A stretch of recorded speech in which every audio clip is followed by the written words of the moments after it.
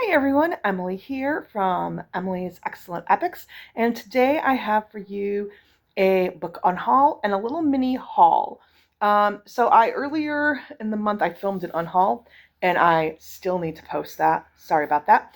And I'm still looking through my shelves and going, let's really be brutally honest here. Am I going to read this book and unhaul it? Which is kind of scary. I don't like unhauling unread books, but I also just need to make some shelf space. It's like I have books stacked on top of the top part of my shelves, like they're stacked up on the sides. I'm running out of space, so I got to make space. And fortunately, some of these books I have bought dirt cheap at used book sales, and I'm going to just put them on my Pango shop, and hopefully that will help out. But first, just a little note on the lighting. I don't have a ring light, and it's kind of gloomy today. I could put the light behind me, but then it's like a glare. So I apologize. It is a little like yellow toned lighting, but here we are. I wanted to film this because I have this pile of books on the floor, and I need to upload them to my Pango shop and then put them where I store my Pango books. And so that way I could clean my living room because I need to vacuum. It's Saturday. It's what I do. At any rate, let's get started. I'm going to show the 3 books that I hauled. So first, I picked up The Simple Wilds by K.A. Tucker. This is the first in a series. I've heard good things about the series. This was actually recommended at one of the BookTube Besties virtual reading retreats. So it's been on my TBR since then. I purchased this for 50 cents with money that I earned from Pango. This is about a woman, Calla Fletcher, who, when she was like really young, like 2, her mother left her father, I think divorced her father, fled Alaska, it says. So I don't know why. But they fled Alaska, and now as an adult, she's returning to Alaska and trying to develop a relationship with her estranged father. And she meets a bush pilot, and that's really all I know. So I'm looking forward to trying this. And then one day after work, I was just like, I just want to go to Barnes & Noble. Did I need to go to Barnes & Noble? No. Did I buy 2 books that I wasn't planning on buying? Yes. But on the plus, I found a gift card in my wallet that I didn't realize I still had, and it still had $13 on it. So that helped. So what I picked up was Summer in the City by Alex Astor. This has kind of taken the internet by storm. It's the Barnes & Noble exclusive edition. I love these sprayed edges. Like, I wanted this edition because the sprayed edges I just think are just so cute and so adorable. So, and then look how cute the inside cover is. Here's the front cover. Like, it's just absolutely gorgeous. So this is about a screenwriter, Elle, and she's got this opportunity to write a movie screen or a movie set in New York City, but she's got writer's block. So I guess her next door neighbor kind of takes her around on different adventures in the city to kind of help break that writer's block, I think. I don't know. It looks super cute. I'm looking forward to this. I also like the fact that it looks shorter. It's only it's 300 pages. So I'm kind of holding off on this. I'm kind of hoping maybe to get to this in June. Maybe it'll fit a prompt for the Amazing Readathon. I don't know. We shall see. And then I bought a book that I said I wasn't going to buy because I'm really nervous because her last 2 books were My Angry Place, Not My Happy Place, and A Not So Funny Story. And I picked up Great Big Beautiful Life by Emily Henry.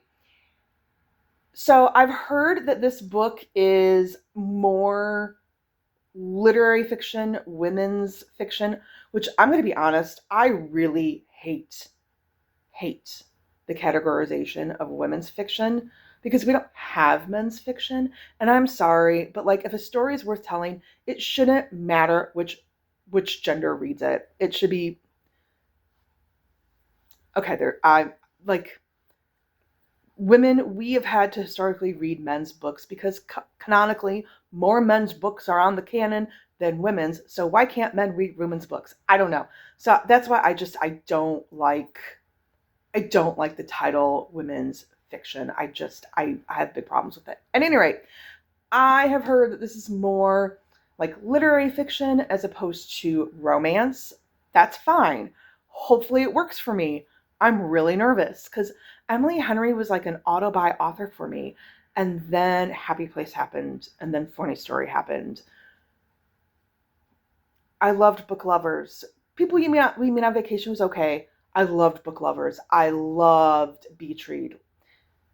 And then she's been hit or miss. So I'm hoping.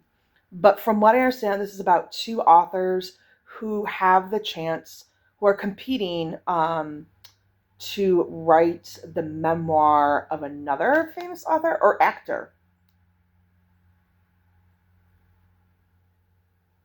It's the biography of a woman who, oh, it's a tragic heiress. Okay. Who claims to be this heiress. That's really all I know. It sounds intriguing. We're going to try it. Fingers crossed it works for me.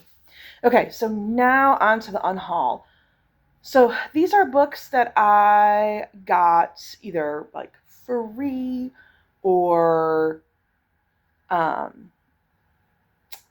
thrifted, or there's a literacy program, adult literacy program in my hometown that does a big, huge book sale like twice a year to help fund its programs. So I got a lot of these books dirt cheap. A couple I bought from Book of the Month. You shall see. So first three are books that I bought at like an estate sale. I bought for the hardest reading challenge you'll ever do. And because one of the prompts was read a book purchased from a garage sale. And I realized I'm probably not going to read these books. Because I bought them specifically for that challenge. I've fallen apart on that challenge. And I realized like I could use basically any used, someone said like, oh, Pango books would count for garage sales. So we're going to go with that. So what I'm getting rid of is The Sinister Signpost, Hardy Boys book, The Secret of the Caves, Hardy Boys book, and The Masked Monkey, another Hardy Boys book. Like, I don't mind reading the Hardy Boys, but I'm not going to be like, oh, I need to read them. And I just, again, need to make space on my shelves. And I'm going to get rid of The Bronze Bow by Elizabeth Spear. This won the Newbery. Oh, did it win the... It won the Newbery Medal. So there's a part of me that feels guilty about getting rid of this because I'm like, oh, I should read the Newbery Medal book winners, right? But this has sit on my shelf for the past 3 middle grade marches, and I have not picked it up. So it needs to go. Same for Al Capone Shines My Shoes. I got this at Goodwill. It has sat on my shelf for the past 3 middle grade marches. I have not read it. This is the sequel to Al Capone Does My Shirts, which I really enjoyed. I just have never read this one, so it needs to go. The next 2 books I purchased, these 2 I purchased at a used book sale. And I just look at them and I'm like, I could probably find these at a library if I really do want to read them. And that is My Plain Jane and My Calamity Jane. I picked this one up primarily. I know that they're like in an interconnected series of like revisionist, like literacy, revisionist literature / history. Okay, so I picked this up because of the Amazon series, but I have no plans for getting to them anytime soon. The next one is Hera by Jennifer Saint. So I picked this up from Book of the Month because I wanted an add-on, but I had to buy the main book. And this was the only one that was sort of intriguing for the main picks the month that this came out, because when I wanted the add-on. But I look at this on my book at my Book of the Month shelf, and I look at it and I just feel like angry looking at it and not even joyful. Like, oh, I bought this book and I'm not even sure I want to read it. And why did I buy that book? So we're going to get rid of it. The next one, you can't tell what it is because there's no dust jacket. That is The House of Hades by Rick Riordan. It's the 4th book in the Heroes of Olympus series. If I want to get it with the dust jacket, but I'm going to hold on purchasing it anytime soon because I still need to read through the original Percy Jackson series. So I need to, I'm slowly working my way through Rick Riordan stuff. Getting rid of this, which is a Margaret Atwood poetry collection. I had a Secret Santa. My Secret Santa gave this to me this year. I don't really read poetry, and I just need to, again, I'm just working on culling and bringing down my unread TBR. Okay, the next set are kind of controversial, but I got these for 50 cents. They're in good condition, so they'll go in my Pango shop. I know they're going to sell well, and I'm not sure if I'm going to like this author. So I am keeping a section of his series that other people have said, start here. We think that you'll like this sub-series of this overarching series. So here's what I'm getting rid of. I'm getting rid of Moving Pictures by Terry Pratchett. Guards by Terry Pratchett. Men in Arms by Terry Pratchett. Sorry, I covered up that title there. I'm getting rid of Feet of Clay by Terry Pratchett. And Small Gods by Terry Pratchett. These books are in good condition. I know they're going to sell quickly on my Pango shop. So I don't feel terribly guilty about getting rid of them.